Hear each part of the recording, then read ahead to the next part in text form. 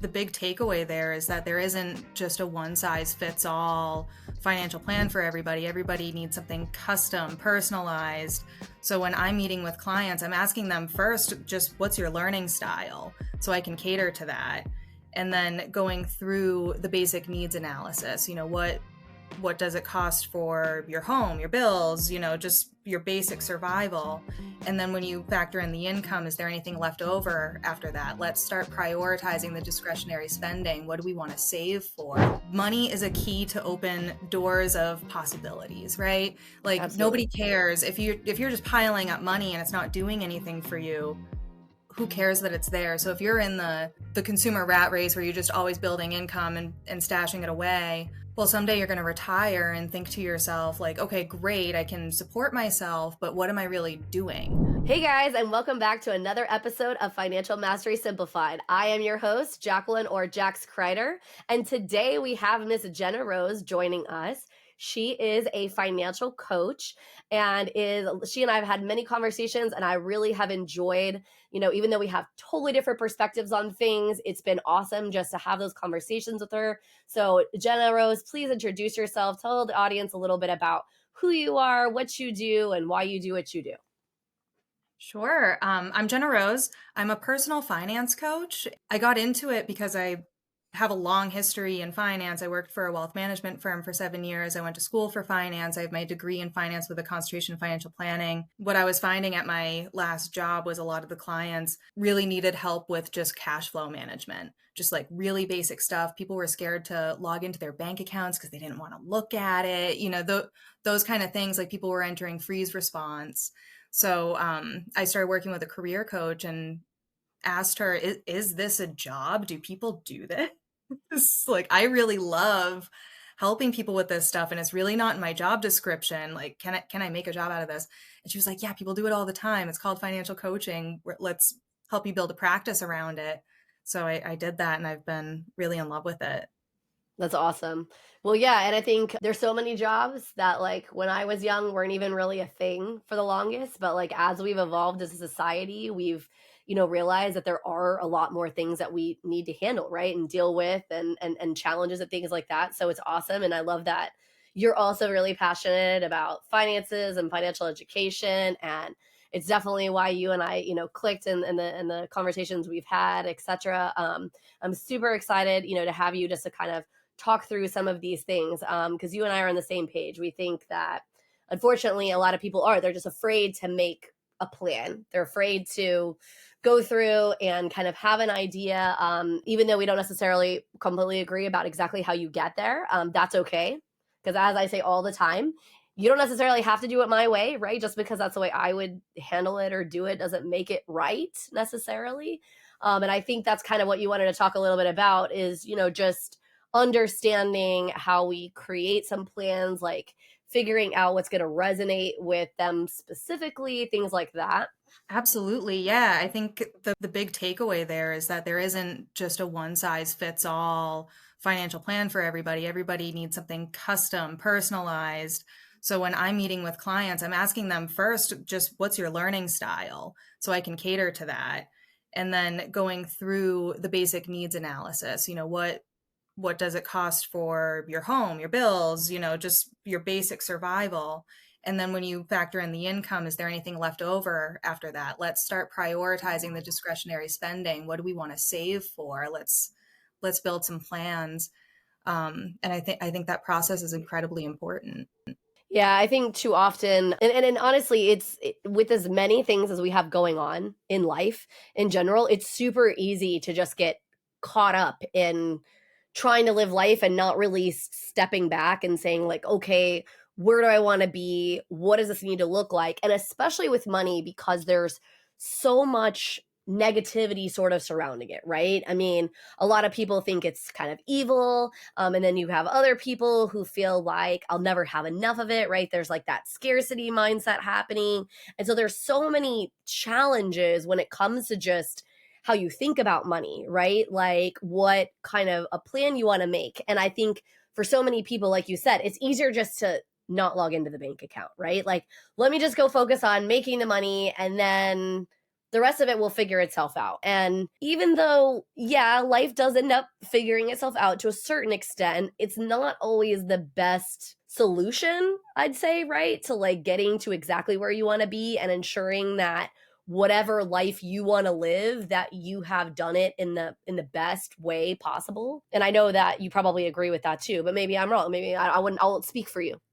No, I totally agree. I mean, I think the missing piece for a lot of people is that money is a key to open doors of possibilities, right? Like Absolutely. nobody cares if you're just piling up money and it's not doing anything for you, who cares that it's there? So if you're in the consumer rat race where you're just always building income and stashing it away, well, someday you're going to retire and think to yourself like, okay, great, I can support myself, but what am I really doing?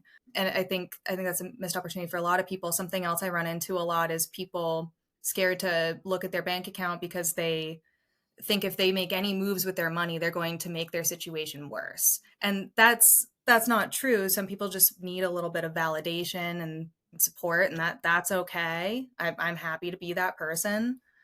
Sure. But just taking the steps, thinking about what you want and what your money can do for you, and what tools are out there to help you get to said goal quicker. Right. Oh no, absolutely. Well, and I think it is hard because a lot of how we handle money comes from like childhood or some kind of trauma that we have experienced. And I personally think that a lot of like, people in the financial space or whatever, they think that there's like this one size fits all approach, like everyone should handle it this way.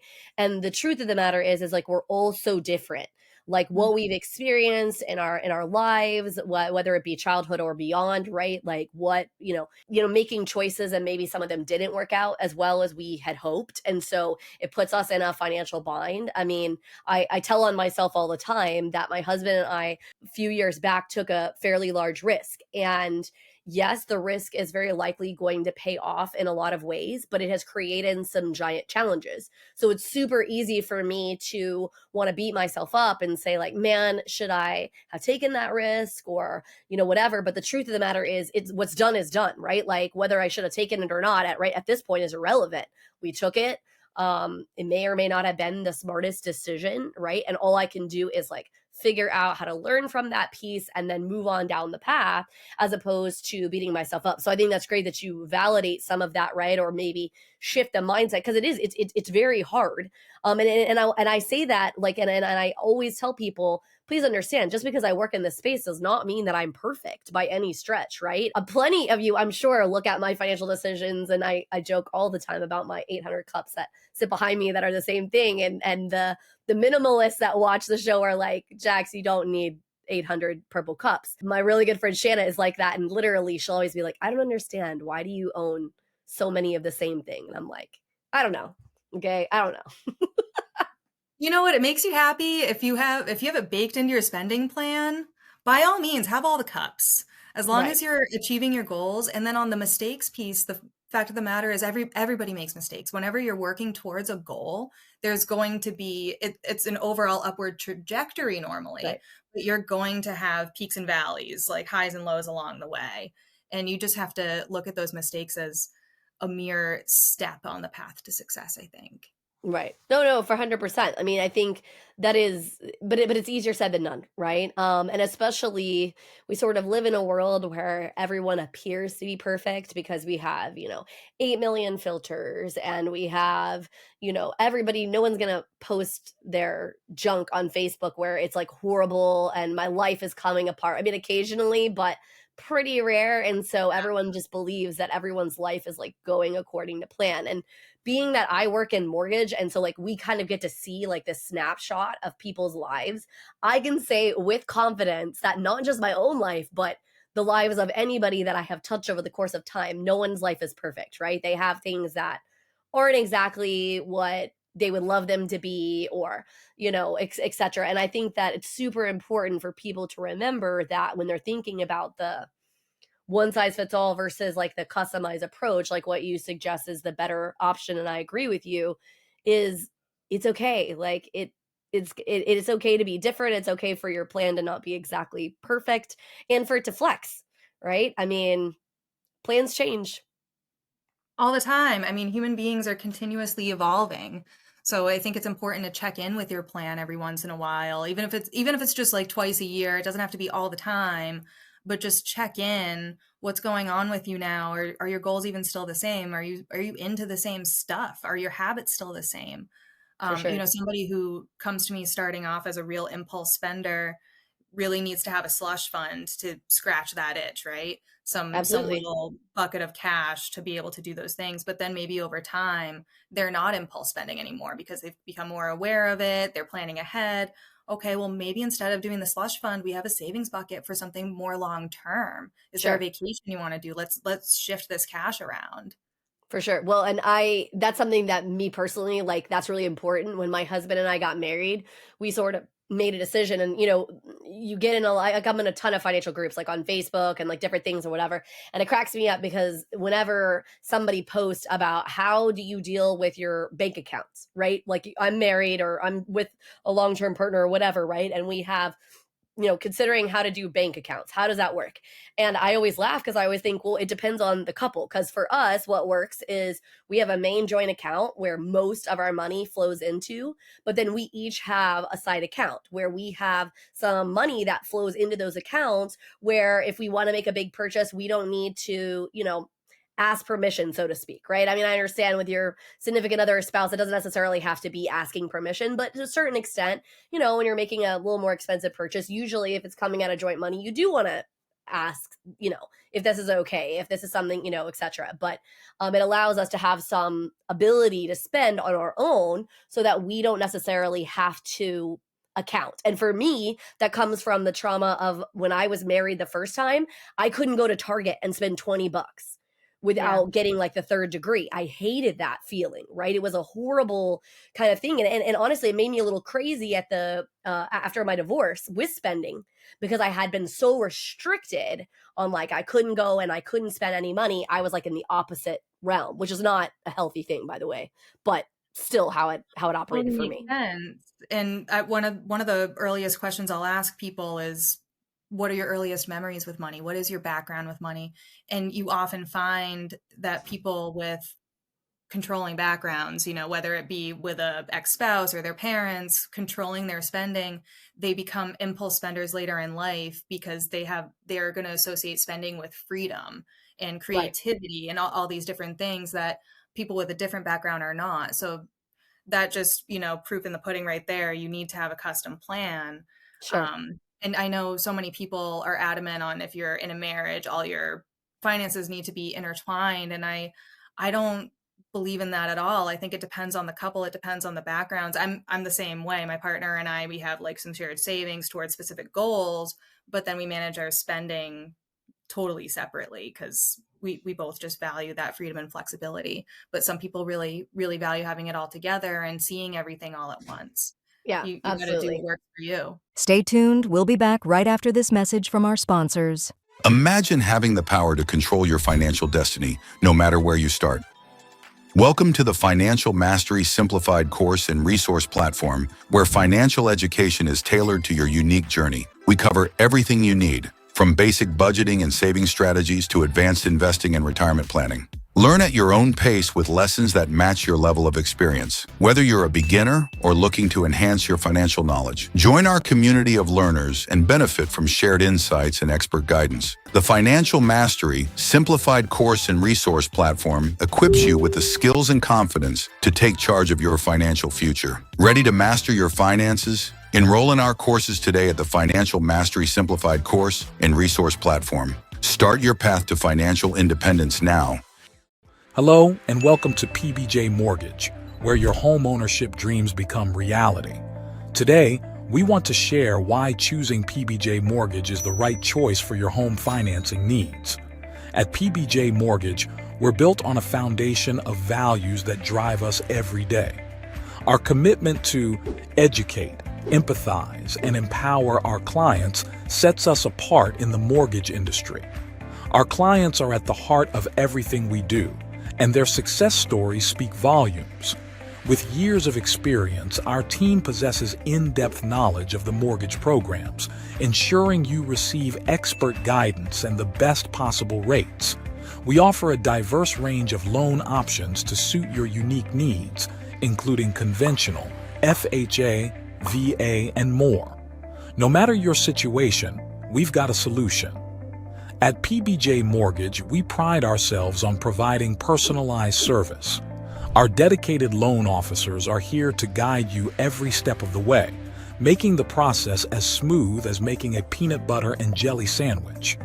We understand that time is of the essence, which is why we've streamlined our processes for efficiency and convenience. Transparency and clear communication are paramount. You'll always know where you stand throughout your mortgage journey. Reach out to us today to set up a call to discover your options. If you're ready to make your home ownership dreams a reality, contact PBJ Mortgage today. Let us empower you during this exciting journey. Phone number 46937331007 www.pbjteam.com. Visit our website or give us a call to get started. We look forward to helping you secure your future home. PBJ Mortgage, where home begins. Thanks for your patience. Now back to our conversation. Well, and I just think that so often people, I think, want it to be one size fits all because technically that's easier. If there was like some magic pill that we said, okay, great, Jenna Rose and I have the answer for you, right? Like, here's exactly what you have to do this exact thing, like these 14 steps, and that's it. You're going to be financially successful forever and it's going to go great. Well, that'd But be then sweet, but it's not going to happen. I know it would be great, right? Like that in an ideal world, that is what would happen, right? It would just be that easy. And I think if you really think about it and you think it through, right? This is why there's not one kind of laundry detergent or one kind of anything really, right? Like think about, cereal or even milk types, right? Like just like on a really basic kind of a level, if there's that many opinions and thought processes and what works best for people, if somebody is sitting there telling you that it's one size fits all, that everything has to go this way, I'm telling you, they don't have your best interest, or they're probably trying to sell you something very specific that it only fits in that box, right? Yeah. That's just how it is. And it cracks me up, I think, that people get so fixated on that. And I think it's because it's a little hard to do the self-reflection, right? Like, I mean, I don't necessarily love admitting to you and everyone else who listens to this podcast that I can be an excessive spender. My dad jokes, like his joke for me is, well, if one was good, four would be better. And I'm like, Thanks, Papa. It's so sweet of you to say that or whatever, right? But, sometimes for me, it's just like how my brain works is like I buy something and then I like the thing and then I look for like the improvements of the thing. And that ends up with me having way more than I should, if you will. I will. But I mean, so I know that you said that you asked them questions about their specific attitude towards money, their first memories towards money. I mean, what else would you suggest for people to start unpacking how they create a custom plan? You know what I mean? How they open themselves up to be able to approach someone like you who is going to help them create some of this plan for them. So like what are your best recommendations for people listening who are like, okay, so you convinced me, I need a custom plan. Like how do I come up with that? How do I figure that out? I think step one is just reach out to a financial coach and just make that step to communicate. You don't have to go and do a bunch of legwork with your finances. If you just start talking to somebody, that person is going to feel you out, break down some baby steps that are custom for you, that are actually going to be realistic, easy, and not daunting.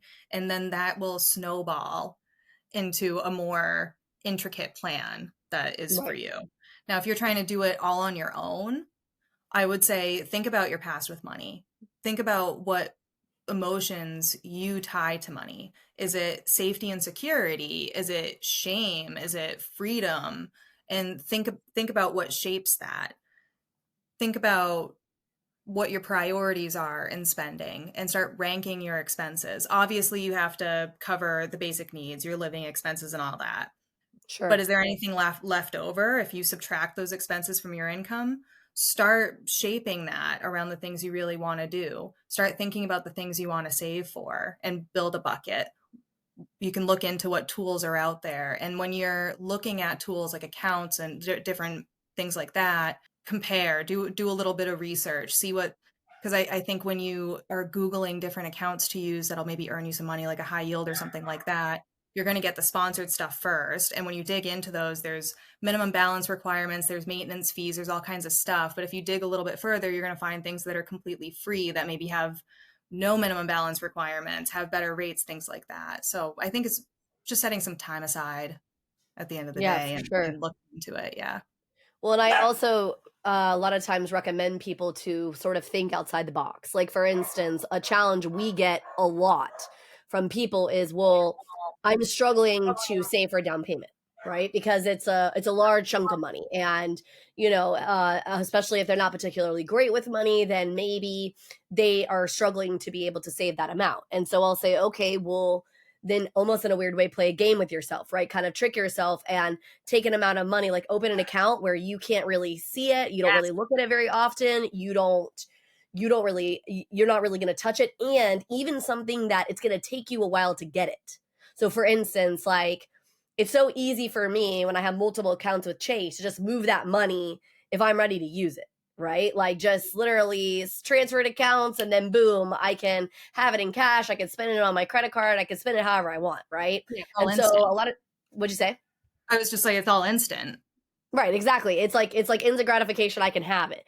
Well, when I was saving and I had specific idea of a big goal in mind, I literally had money pulled out of my paycheck and moving into an account that I pretty much never saw. And in fact, if I wanted the money transferred into my main account, it would take like 3 days.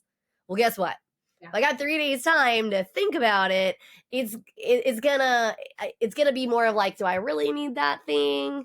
Do I really need to buy or whatever that thing? And then, because usually the answer is no, right? I mean, a lot of times it's that snap thought, I want to deal with that, and it doesn't really necessarily make a lot of sense, at least for me. And I actually did the same thing. I was really struggling with savings when I was in my 20s, and I started just automating $10 a paycheck. Something really small. I wasn't going to notice it. Just put it in some account far away. Don't Exactly. think about it. And then I think a year later, I had a few $100 in there. It was awesome. I was like, oh, I can repair my car without taking debt. Like, it was great. That Well, was a huge crossover for me. oh, for sure. Well, and that's a whole thing too, is like, so for instance, I created like a free budgeting tool, which literally just helps people track like every single day, because I will argue until I'm blue in the face, what usually kills your budget is not your big bills, because you usually planned for those. Like, you looked at your amount that you're making, and you looked at, like, what your rent or your mortgage or whatever those things were going to be, and you figured out what those things are. But what kills you is you make, a Starbucks trip every day, or you stop into the local convenience store and you buy a drink or whatever. And there's nothing inherently wrong with any of those things, right? However, if you're not looking at where the money is actually flowing, it's real easy where, 3 days later after payday, you're broke because you just went through or whatever. And so a lot of times people don't realize that you're right. It, like, $10, you're like, but it's $10. Like, it's just not that big of a deal. But it is when it starts adding up, right? When it starts kind of coming together and adding up. And a lot of people don't think that all the way through. So you're right. Everybody should just, if you're listening to this and you're thinking, well, I don't have the money to hire Jenna Rose to be my, financial coach or whatever. Okay, great. That's fine, right? And Jax, I don't have the money to buy a house yet, and I don't even know if I want to own a house yet, right? Or any of that. It's great.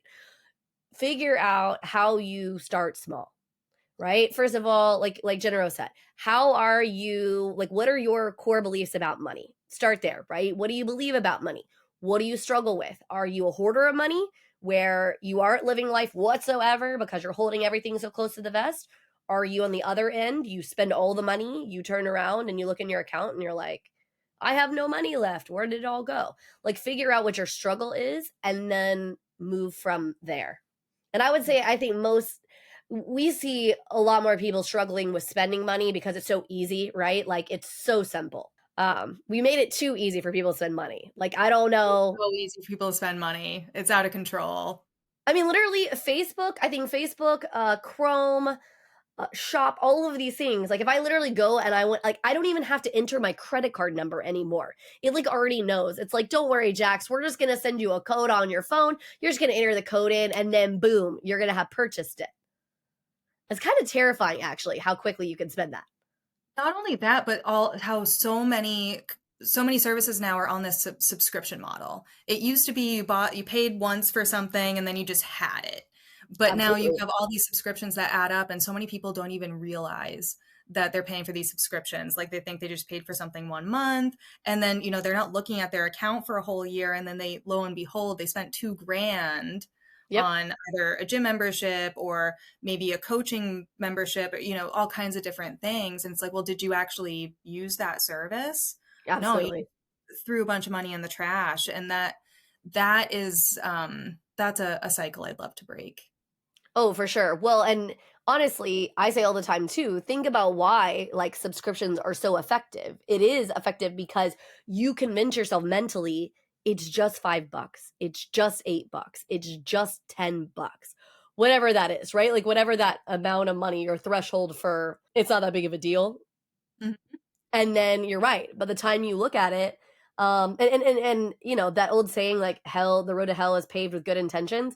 We all think when you get the gym membership, you're gonna go. Let's be real, right? Like you're not paying the money because you're gonna say to yourself, like, man, I want to pay $50 a month for my gym membership, but I'm not gonna go. I just really like taking $50 and lighting it on fire. That sounds like a really fun plan. Like, let's do that. Nobody's saying that, guys. Like, none of us. But then what happens is like you just don't really think about it. And she's right. It just comes out of your account and you just don't really think about it. And by the time a year or 2 years or however long it has gone by, you look at it and you're like, man, I went to the gym like 3 times. Like I could have literally bought whatever equipment I used and had it at my home or Yeah. whatever, right? And so I think, and I will argue till I'm blue in the face, that the biggest problem we have as a society is not just money. It's not just, the attitude and the thought process. It's knowing yourself, right? Like it is knowing yourself. Like you literally have to ask yourself hard questions and they're not necessarily fun, right? Like I said, I mean, it's not exactly like I love admitting that like I have a shopping problem. I do, but like I don't love to admit that. It's not like I'm going to go to parties and be like, hi, I'm Jax Crider. Oh, Jenna Rose. Okay, cool. Did you know I have a shopping problem? Like, you know what I mean? Like nobody wants to admit that kind of things about themselves. But if you don't come to some sort of realization, either because you're working with somebody who's holding your feet to the fire, like Jenna Rose, who's saying, hey, what are we doing with this? Why are we doing it? What's our plan? What's our end game? If you're not going to willing to do that, then you have to be accountable to yourself and ask yourself the hard questions. And you're just answering to you, but you're never going to get to where you want to be if you're not willing to ask hard questions. And that's with anything. It doesn't matter, not just about money, right? Like if you're not willing to ask questions, I mean, literally, you guys are going to laugh. I'm writing a book called Ask the Question because if you ask my mother, my favorite thing to do as a child, it was to ask 800 questions. That's all I ever do is ask questions. I'm like, how does that work? And why is this that way? But you have to not be afraid to ask questions. Like you are powerful beyond measure. Each and every one of us are in our own way. You are able to live the life you want, but you have to take the bull by the horns and just say like, okay, I'm going to do it. I'm going to do it on my own. I'm going to hire Jenna Rose. I'm going to, set aside the money so I can save to buy a house. I never want to own a home. So here's my other path to invest and make sure I'm financial successfully, whatever that is. Absolutely. I think to the point earlier of just finding that, what is that number that is our not a big deal number, and taking that and starting to build up the savings. The same process can be used for debt. When you have an extra $15 or whatever in your account, throw it on top of the debt principal. It'll go away so much Absolutely. faster if you get in the habit of doing that. It snowballs with Oh yeah. everything. And it works the same way if you're going to spend, the $5 a month too. But maybe ask yourself, do I really want to spend the $5 on this? Do I have some debt that's sitting? Do I have some savings goals that I'm not building towards? Shift it over to that. Absolutely. Oh, I tell people all the time. So, like, when we talk about mortgage, and of course, people like mortgage is a big scary thing because it is usually the largest debt. If you ever, decide to buy a house and you take out that mortgage, that's the largest financial transaction you're ever going to make from a debt perspective, right? And so I don't take that job lightly because it is such an important thing, not only to understand it, understand how it works and how it operates, but also understand how it's going to affect their life. And I always recommend when we talk to our clients, I say, look, here's the deal. When you go ahead and you start making your payments, I highly encourage you pay a little extra towards principal, even if it's just $10 or whatever, because the reality is your taxes and your insurance are going to raise over time, right? Like that's not something I get to control. And that's just life, right? I mean, even if you weren't owning a home, you still would have insurance costs rising on renters insurance and everything else. That's just the way life works, right? We have inflation, whether it's a big amount or small amount, it's always going to be raising. So insulate yourself a little bit that way because you're going to be paying a little extra. And so when it increases, it's a little less of a hit to you. And then people don't realize how much they can affect how quickly those debts can go down. I mean, Oh I my tell God. the story. Yeah, I tell the story all the time. So when I was 22, I bought my first house and my payment was like $1,200 a month, roughly. I think it was like $1,250. I paid $250 more. And I understand not everybody could do that, right? So I paid like $1,500 directly towards principal. That house was scheduled to be paid off in 17 years by making not even quite 25% more on payment. Yeah, it's insane. I actually had a client recently knock down a mortgage from a 30-year mortgage to a 7-year mortgage by Mhm. adding on, he added on about 2 grand a month to his payment. And it was mind blowing. Oh, for When sure. we did the math for how much he saved in interest, and did you do the same exercise? Like it was huge. So the way that I describe it to my clients when I'm explaining it is if you imagine two equilateral triangles, one pointing towards the ceiling and one pointing towards the floor, and we shift them together, that big fat piece of the triangle on top, that's the amount of interest you're paying. And that little teeny piece of your triangle is what you're paying to principal. And as time goes on, it gets more where it's more equal, right? You're paying more equal amounts of principal and to interest. So in that first 5 years, it becomes hugely important if you're able to pay as much extra to principal as you can humanly pay. Now, I get it. Some people, they're just trying to get themselves in that house so they can try to not deal with a rent payment anymore, whatever, right? And I get that. And so it's not something that everybody can do. But if they can do it, and to your point, a lot of times most of us could spare $10, $15, $20 a month in addition, right? We're going to waste it. So and I mean waste, but like, you know what I mean? We're going to spend it on probably something stupid that we probably didn't need. It's just the Yeah. reality of the situation. And so, yes, you just throw that on top. And trust me, when you start making that payment and that's what it is, it's like I've always done that with my cars too. So my payment is $650. I just round off $700 and I pay the extra to principal, right? A lot of times it's just an easy way to sort of insulate yourself. And so I just tell a lot of people, a lot of times some of it it's just tricks, right? It's just mental financial tricks that are not that hard, but they make a really big impact. You just have to sort of think them through. Yeah, absolutely. But yeah, that's awesome. I love that he is able to cut down his mortgage to 7 years. Because I always just tell people, look, I don't usually recommend somebody locking themselves into the shorter time because hashtag life happens, right? Like it just Right. we don't know. Like we don't know if we're gonna change jobs, if we're gonna, lose our job because like the economy hasn't been as stable as we'd like it to be, right? Like we don't necessarily want to borrow, like pull money out of our savings if we do, have a big shift in income or something of that sort, right? We can't affect what the counties or states are gonna do with the taxes, and so if they raise them up a whole lot, huge amount, you know what I mean? Like there's just like a lot of factors there. So unless somebody knows that they're really financially secure, I don't always recommend the shorter term, unless they know really where they stand. But I do heavily recommend extra payment, and I recommend on that anything, right? Any kind of debt you've got, especially the ones that are compounding interest, which a lot of people don't understand that concept either.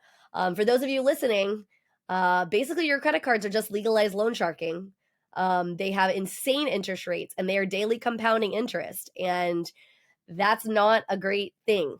No, it snowballs really fast. But to your point around not recommending the shorter term mortgages so that people can have the flexibility, I do the same thing with debt consolidation loans. I know debt consolidation loans have gotten so popular in the last Sure. few years, but you lose all flexibility because you're increasing that month end payment, that minimum payment that you have to Sure. make every single month. You lose all flexibility. So just snowball the payments. When you have Right. extra money, dump it on the debt. Absolutely. Well, there's so many different options too that people don't always think about, right? So like if you feel like debt consolidation is the only way you're going to get out because you're just not going to be diligent enough, like this is where I have the conversation with our clients, know yourself. Because I can't make these decisions for you. I can give you the advice and I can tell you what I would do for me and how I operate, right? On like a monetary standpoint or how most of the people I speak with operate, but that doesn't necessarily mean it's going to fit you and that that's going to be something that works for you. So if you know that like, look, Jenna Rose, I'm not going to put the extra $100 a month on that debt because I'm just not going to do it, then maybe you do have to lock yourself into a debt consolidation loan, right? Like maybe you have to do that so that you can get it paid down and paid off in a reasonable window of time. But to your point, you need to be very careful because you can put yourself in a financial hurry if you're not thinking it all the way through, right? Absolutely. And so it just becomes to knowing yourself and knowing like what your appetite for risk is, what you feel like your future plans are, etc. And just understanding that things are going to change. You're going to make the decision and you're going to say, great, you know what, I'm going to pay down my credit cards, and then 8 months later you haven't done a dang thing. And then maybe you have to be asking yourself hard questions. Should I really consider that or whatever? Or can I hire somebody, maybe like Jenna Rose, who's going to kind of hold my feet to the fire and say, Jax, are you paying down those credit cards? We talked about this. We had 400 conversations. Why aren't we doing it? Well, and I think it makes a big difference just to have that accountability of speaking to somebody. I know I'm more Sure. likely to do something if I have to go and tell somebody about it. And I was 100%. talking to somebody recently about like running outside, like I like to jog, but if I'm just in the woods and nobody's around, I'm probably gonna shuffle a little bit, probably gonna walk a little bit because nobody knows. But if I'm on a main Absolutely. street, I'm gonna put on a good performance. And I think that same logic applies to everything. If you have to do something in front of people. For sure. Yeah. Well, and we live in a society where it is really, because we have so much going on, it's actually really difficult sometimes to stay accountable. It's not like a shame thing. It's not like you don't want to do the work or you don't want to do the thing or you want to just be like, screw it. Like I want to be financially responsible, right? Like that's not what it is. A lot of times it is like lack of education or lack of accountability, right? To be able to do the things. Like I joke all the time that in mortgage, we only have one of 3 clients when it comes to like bad kind of credit. I say there's client one. Client one is a client that they used to have great credit, but something bad happened, right? They lost a job, maybe a significant other, passed away.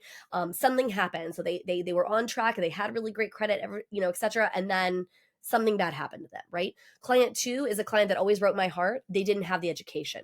Okay, so that's like where this all came to play and why I started creating, financial resources that were free and some paid and creating a podcast is because my heart goes out to the people that just don't know, right? Nobody ever told them, nobody ever, et cetera. And the beautiful part about right now is we have more resource and ability to find those things than we ever have.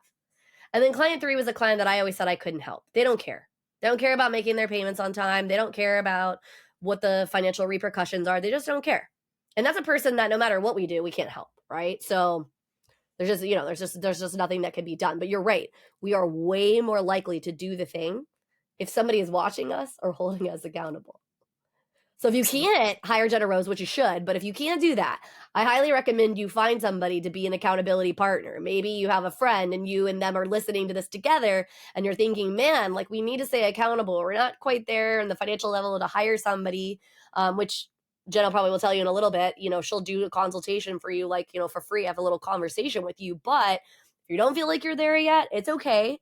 Baby steps, right? Yep, Just absolutely. take step one. Find somebody that you can hold yourself accountable with, whoever that is, that you feel like is not going to judge you, that you feel like is going to like actually do that. They're not going to be like that friend who is like, it's okay, Jenna Rose, that you didn't do what you're supposed to do. Like, I don't really care. No, you need somebody that it's not going to shame you about it, but also is going to be like, man, Jenna Rose, like we made this like agreement. Yeah, just what's going on? Just start asking Right. questions. Exactly. Yeah. Exactly. Stay tuned. We'll be back right after this message from our sponsors. Welcome to Financial Mastery Simplified, your go-to podcast for making smart money decisions. We break down complex financial topics into easy-to-understand advice you can use every day. Our experts cover everything from budgeting and saving to investing and retirement planning. We give you the tools to take control of your money and build the future you want. With Financial Mastery Simplified, you'll feel informed and empowered to make the best choices for your financial health. Tune in to Financial Mastery Simplified on your favorite podcast platform. Start your journey to financial confidence today. Welcome to House U, where we believe in the power of education. At House U, we're more than just a brand. We're your partner in home ownership, dedicated to educating, equipping, and empowering you every step of the way.